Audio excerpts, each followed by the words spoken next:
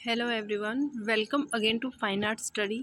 DTPLSB का हमारा जो सिलेबस है उसकी यूनिट 3 हम कर रहे हैं, जिसमें हमारा आज का टॉपिक रहेगा कैलीग्राफी। ठीक है, और उसके बाद हम जो 2-3 टॉपिक हैं जैसे कि मोनोग्राम हो गया, लोगो हो गया, फोटोग्राफ हो गया, तो वो हम कवर करेंगे। तो स्टार्ट करते हैं। और इससे पहले कि अगर आपने वीडियो नहीं देखे हैं तो ज़रूर देखिएगा। स्टार्ट करते हैं। देखिए, सबसे पहले है कैलीग्राफी होती क्या है। बेसिकली जो भी हम लिखते हैं, अलग अलग डिज़ाइन में जो अक्षर हम बनाते हैं, ठीक है, वही हमारी कैलीग्राफी है। अक्षरों को अलग अलग ढंग से, अलग अलग डिज़ाइन में लिखना ही कैलीग्राफी होता है। सुलेख, सुंदर, शैलीबद्ध और रचनात्मक लेखन की एक कला है। Calligraphy, the art of beautiful handwriting. The term may derive from the Greek word for beauty, kallos, and to write graphene.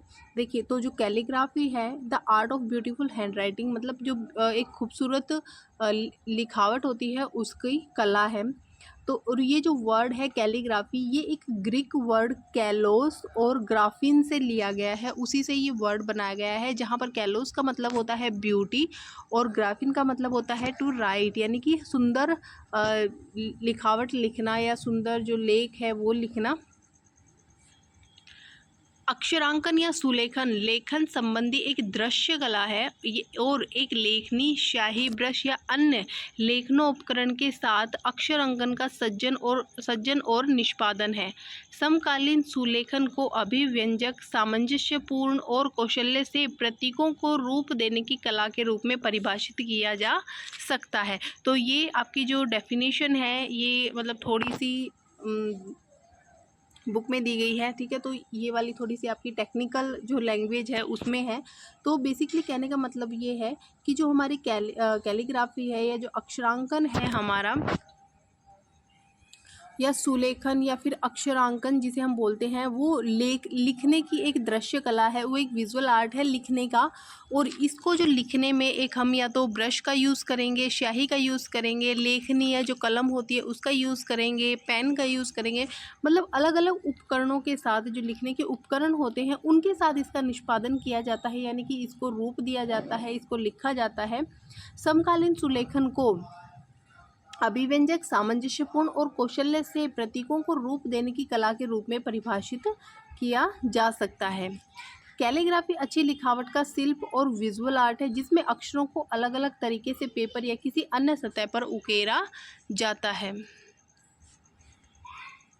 भारतीय सुलेख का इतिहास प्राचीन सिंधु घाटी सभ्यता से जुड़ा हुआ है, जहां सिंधु लिपि जैसी प्रारंभिक लेखन प्रणाली का उपयोग किया जाता था। मौर्य काल के दौरान ब्राह्मी और खरोष्टी लिपियों का विकास भारतीय सुलेख के विकास में महत्वपूर्ण साबित हुआ है। हम कैलीग्राफी के इतिहास की बात करें तो इसका जो संबंध है वो सिंधु घाटी सभ्यता के टाइम से माना जाता है, जहाँ पर आपको पता होगा कि मोहरों पर हमें जो अक्षर हैं वो देखने को मिले थे, और जहाँ सिंधु लिपि जैसी प्रारंभिक लेखन प्रणाली का उपयोग किया जाता था। मौर्य काल के दौरान जब अशोक के शिलालेख मिले थे, उसमें ब्राह्मी लिपि में और खरोष्टी लिपि में जो है वो जो वहाँ पर संदेश लिखे जाते थे उनका, तो इन लिपियों का यूज़ करके वहाँ पर संदेश लिखे जाते थे, शिलालेख जो है वो लिखे जाते थे। तो वहीं से जो है इन कैलीग्राफी का जो इतिहास है वो माना जाता है। अब देखिए, ये एक उदाहरण है आपके सामने कि यहाँ पर एक वर्ड है भारत या भारतीय, ठीक है, उसको आप देखेंगे कि एक ही वर्ड को अलग अलग डिज़ाइन में लिखा गया है। बेसिकली एक मतलब किसी भी चीज़ को अलग अलग डिज़ाइन में लिखना ही जो है वो कैलीग्राफी कहलाता है। ठीक है, तो यहाँ देखिए आपको अलग अलग डिज़ाइन में आपको देखने को मिलेगा। प्रमुख उपकरण पेन और ब्रश। इसके लिए ऐसे पेन का प्रयोग किया जाता है जिनकी निब चपटी, गोल तथा नुकीली होती है।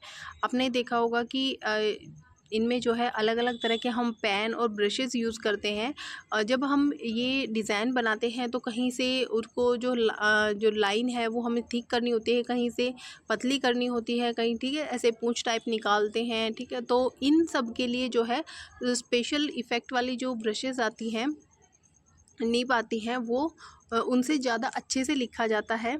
तो कुछ विशेष प्रकार के सजावटी उद्देश्यों के लिए कई निब वाले पेन अथवा स्टील के ब्रश का भी प्रयोग किया जाता है।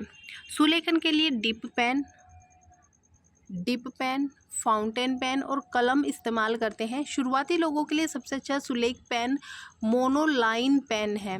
डिप पेन लेखन की कला में इस्तेमाल किए जाने वाले पहले लेखन उपकरण थे। आमतौर पर इसमें एक धातु की नोक या फिर निब शामिल होती है जिसे स्याही में डुबोया जाता है। ठीक है, जो पहले की आपने देखा होगा कि जो कलम से लिखते थे या जो स्याही वाले जो पेन आते थे उनको पता नहीं आप लोग क्या बोलते हैं, तो उनमें जो है उनको स्याही में डुबो कर फिर लिखा जाता था। फाउंटेन पेन एक अधिक आधुनिक सुलेखन पेन है। मॉडर्न टाइम में हम फाउंटेन पेन जो है वो ज़्यादा यूज़ करते हैं। उपयोगकर्ता को स्याही की एक अलग बोतल रखने की आवश्यकता इसमें नहीं होती। उसके बाद आ जाता है आपका लोगो क्या होता है? किसी भी लोगो ग्राफिक मार्क, चिन्ह या फिर प्रतीक होता है जिसे सार्वजनिक मान्यता या अलग पहचान के लिए इस्तेमाल किया जाता है। ठीक है, तो लोगो जो बेसिकली वो किसी भी कंपनी, किसी भी ब्रांड या किसी भी वस्तु का एक पहचान का चिन्ह होता है जिसको देखकर ही हम बता सकते हैं कि हाँ ये उस चीज़ का ऐड है। ठीक है, या उस चीज़ का ये मतलब है, उस चीज़ से रिलेटेड है। तो लोगो जो है ये लोगो टाइप ग्राफिक मार्क, चिन्ह या प्रतीक होता है जिसे सार्वजनिक मान्यता या अलग पहचान के लिए इस्तेमाल किया जाता है। लोगो एक दृश्य चिन्ह है जो किसी कंपनी या ब्रांड का प्रतिनिधित्व करता है, यानी कि उस कंपनी या उस ब्रांड को वो प्रेजेंट करता है। यह अक्सर पहली चीज़ होती है जिसे ग्राहक किसी ब्रांड के बारे में देखते हैं और याद रखते हैं। तो आपने देखा होगा कि मान लो मैकडी है, ठीक है, तो मैकडी में आप जो उसका लोगो है वो देखते ही आप समझ जाते हो। आपने एक इमेज, आपको मैकडी का नाम लेती है, आपको जो उसका लोगो है वो आपके माइंड में आता है कि हाँ इस टाइप से उसका लोगो है। जैसे मान लो पीएनबी है तो आपको पता है पीएनबी का नाम लेते ही आपके दिमाग में उसका लोगो आएगा। तो इस टाइप से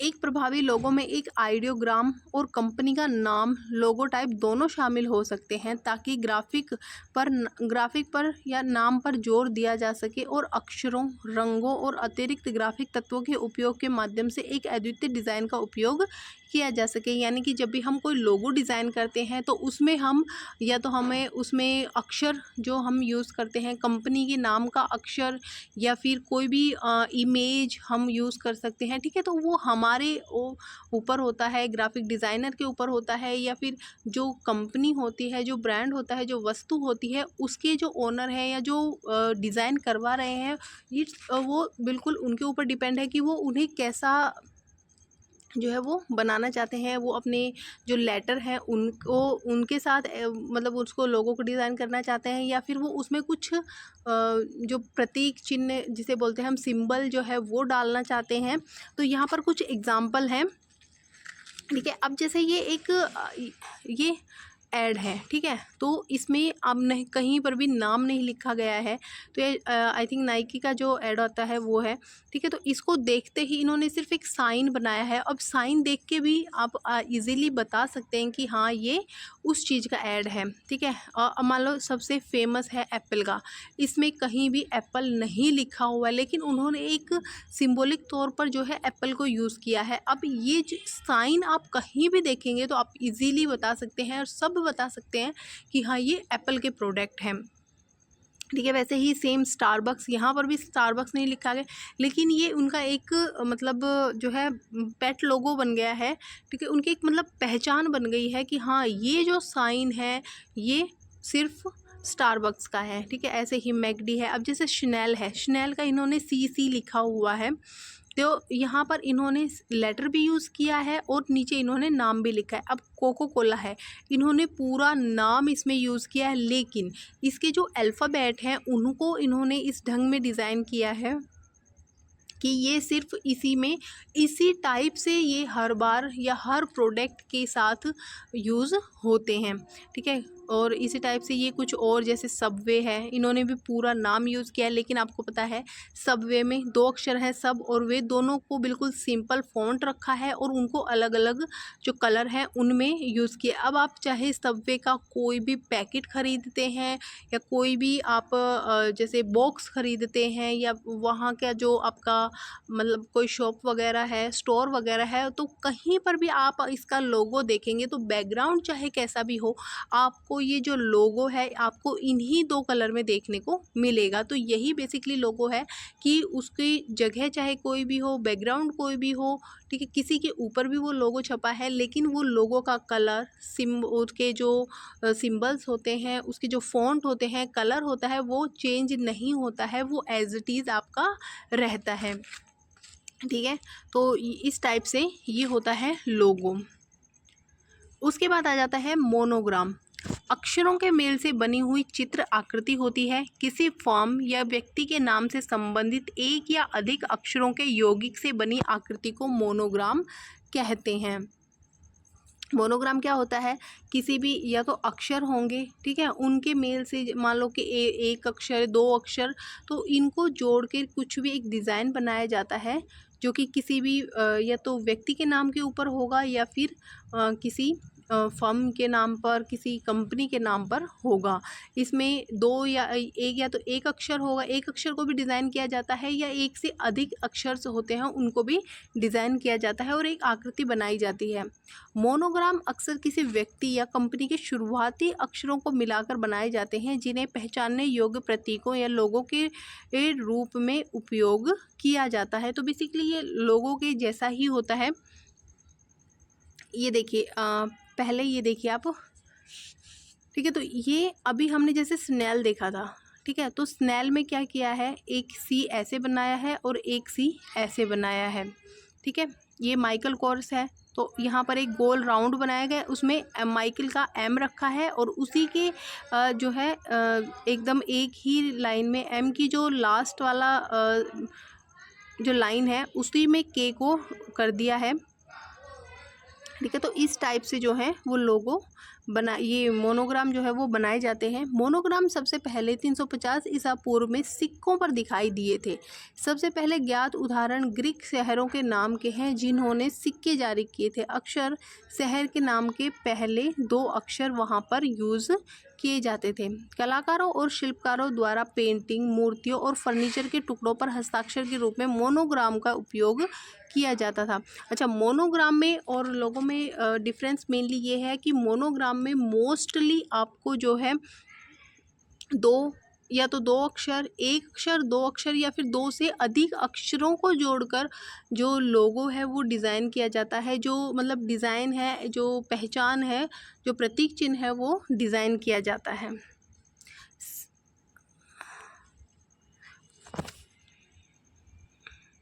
उसके बाद आ जाती है हमारी फ़ोटोग्राफ। अच्छा, फ़ोटोग्राफ का जो एक प्रॉपर वीडियो है वो मैंने 2 ऑलरेडी चैनल पर डाले हुए हैं, कैमरा और फ़ोटोग्राफ। ये 2 वीडियो हैं जिसमें कैमरे की हिस्ट्री है, फ़ोटोग्राफ की हिस्ट्री है। अगर आपने वो नहीं देखे तो वो भी देखिएगा और सभी को कंबाइन करके आप अपने नोट्स तैयार कीजिएगा। बाकी मैंने बहुत शॉर्ट में आपको समझाया है ताकि आपको जो इम्पोर्टेंट पॉइंट है वो आपको समझ में आ जाए। फोटोग्राफ शब्द फोटो और ग्राफी से बना है, जिसमें फोटो का अर्थ होता है प्रकाश और ग्राफी का अर्थ होता है लिखना या फिर बिंदु रेखा। प्रकाश द्वारा चित्रण फोटोग्राफी कहलाता है। तो 2 शब्द हैं फोटो और ग्राफी, जिसमें फोटो का अर्थ होता है प्रकाश और ग्राफी का अर्थ होता है लिखना या फिर बिंदु रेखा, यानी प्रकाश को फोकस करने वाली कोई बिंदु, कोई डॉट। प्रकाश द्वारा चित्रण करना, यहाँ पर चित्रण आप लिख लीजिए, ठीक है, चित्रण। कहीं आपको डेफिनेशन ये भी देखने को मिलती है, लेकिन चित्रण जो है वो इसका ज़्यादा मतलब ठीक वर्डिंग है। तो प्रकाश द्वारा जो चित्रण किया जाता है वो फोटोग्राफ कहलाता है। फोटोग्राफी के लिए प्रकाश जो है वो मूल स्रोत है। 1826 में फ्रांस के जोसेफ निप्से ने सबसे पहले प्रकाश द्वारा स्थायी चित्र का निर्माण किया था। एक वर्ड फोटोग्राफी में यूज़ होता है बोके। एक सेकेंड, ओके, किसी बोके जो है वो एक वर्ड फोटोग्राफी में यूज़ होता है, किसी छवि में फोकस से बाहर आने वाली सौंदर्यात्मक गुणवत्ता। अरे यार, तो किसी छवि में फोकस से बाहर आने वाली सौंदर्यात्मक गुणवत्ता।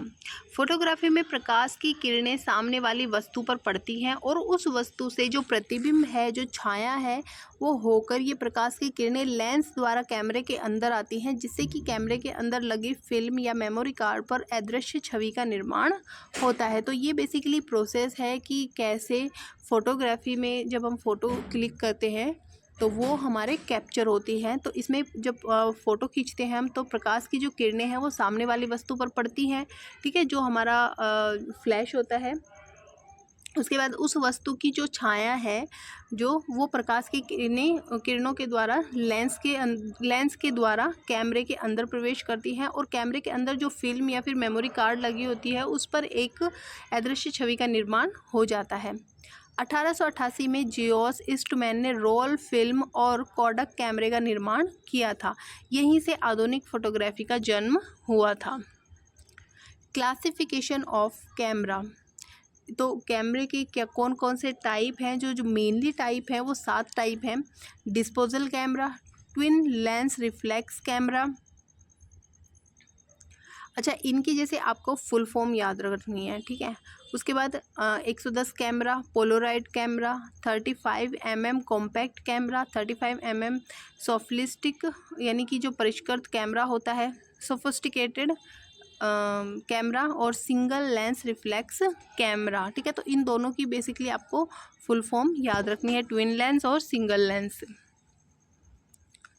तो ये कुछ टाइप के आपको कैमरा है, जैसे कि ट्विन लेंस रिफ्लेक्स कैमरा है, ये आपके डिजिटल SLR जो कैमरा है। बैकग्राउंड जो वॉइस है उसको थोड़ा सा प्लीज़ इग्नोर कीजिएगा। और ये आपका पोलोराइड कैमरा है, ये आपका 110 कैमरा। उसके बाद है SLR फिल्म कैमरा। उसके बाद 35 mm साधारण कैमरा कोडक का, और उसके बाद है 35 mm स्वचालित फिल्म या कैमरा। कैमरे की जो बॉडी होती है वो धातु और प्लास्टिक दोनों से बनती है। कैमरे की बॉडी प्रकाश रोधी होती है, जिसके आगे लेंस लगाया जाता है। लेंस जो है वो कैमरे के लिए आँख का काम करता है। जैसे कि हमारी जो बॉडी है उसमें हम देखते किससे हैं, ठीक है। किसी को भी जब हम कोई चीज़ हमारे सामने आती है तो सबसे पहले हमारा जो है आँखों से जो है उसकी तरफ हम देखते हैं या ध्यान जाता है। तो वैसे ही जो है कैमरे की जो आँख होती है वो लेंस होता है। किसी भी वस्तु को जब हम देखते हैं कैमरे के थ्रू तो वो हम लेंस के द्वारा देखते हैं। तो यहाँ पर कुछ अलग अलग टाइप के लेंस हैं, जैसे कि normal lens, wide angle lens, telephoto lens, zoom lens, fisheye lens, micro lens और पोर्ट्रेट लेंस। तो इसके अलावा भी 1-2 हैं, लेकिन ये आपके मेन हैं। उसके बाद कुछ इसमें फीचर्स होते हैं तो जिनके बारे में आपको पता होना चाहिए, क्योंकि इनसे 1 लाइनर क्वेश्चंस बनते हैं कि ये होते क्या हैं। तो सबसे पहले है व्यू फाइंडर। कैमरे में खींची जाने वाली फ़ोटोग्राफ का दृश्य हम व्यू फाइंडर से देख सकते हैं। ये कैमरे के पीछे एक शीशा लगी विंडो जैसा होता है, यानी कि जब भी हम कैमरे से जो फ़ोटो है वो खींचते हैं तो वहाँ से व्यू फाइंडर के द्वारा हम देख सकते हैं कि वो फ़ोटो जो है वो कैसी है। ये कैमरे के पीछे लगा हुआ होता है। उसके बाद एक मोस्ट इम्पोर्टेंट है अपर्चर। अपर्चर जो है वो इसके द्वारा फिल्म पर पड़ने वाले प्रकाश को नियंत्रित करते हैं। ये जो है एक्चुअली यह कैमरे के लेंस के पीछे धातु की गतिशील पत्तियों द्वारा निर्मित एक छेद होता है, जिसको आवश्यकता अनुसार छोटा बड़ा कर सकते हैं। ये अपर्चर और एक्सपोजर जो है दो बहुत महत्वपूर्ण है, तो इनको आप अच्छे से पढ़िएगा। अपर्चर में क्या होता है कि इसके द्वारा फिल्म पर पड़ने वाला जो प्रकाश है उसको हम कंट्रोल कर सकते हैं, ठीक है। और ये कैमरे के पीछे एक धातु की ब्लेड होती है, उससे निर्मित एक होल होता है, जिसको हम छोटा या बड़ा कर सकते हैं। उसके बाद है एक्सपोजर। फ़ोटो खींचने के लिए आवश्यकता अनुसार अपर्चर और शटर स्पीड का तालमेल ही एक्सपोजर कहलाता है। जो अपर्चर है और जो शटर स्पीड है उसको अगर हम कंबाइन करेंगे, उनको जब बैलेंस करते हैं तो वो हमारा एक्सपोजर कहलाता है। उसके बाद है शटर। यह कैमरे की बॉडी में फिल्म या सेंसर से पहले बना एक दरवाज़ा है जिसे खोला या बंद किया जा सकता है। इसके द्वारा फिल्म या सेंसर पर पड़ने वाले प्रकाश को हम कंट्रोल करते हैं। उसके बाद focal length, depth of field, focus, filter, flash, tripod, ये मतलब कुछ फंक्शन और कुछ मतलब उसके जैसे कि ट्राइपॉड, फ्लैश, फिल्टर, ठीक है। तो ये उसके कुछ उपकरण हैं, ठीक, और ये उनके कुछ जो फंक्शन है वो है। बाकी जो मेन थे वो मैंने आपको बता दिए हैं, जैसे अपर्चर हो गया, शटर हो गया और एक्सपोजर हो गया। तो ये हमारा जो फोटोग्राफी है और मोनोग्राम, लोगो, ये हमारा यहाँ पर टॉपिक जो है वो ख़त्म होता है। इसके बाद नेक्स्ट हम टॉपिक कवर करेंगे। तब तक के लिए वीडियो को लाइक कीजिएगा, दोस्तों के साथ शेयर कीजिएगा। अच्छा, और जो 2 वीडियो हैं उनको, जो फ़ोटोग्राफी और कैमरा के वीडियो हैं जो पहले से चैनल पर हैं, उनको मैं इस डिस्क्रिप्शन बॉक्स में उसका लिंक दे दूँगी और टेलीग्राम चैनल पर भी उनका लिंक दे दूँगी, तो आप उनको भी ज़रूर देखिएगा। Thank you.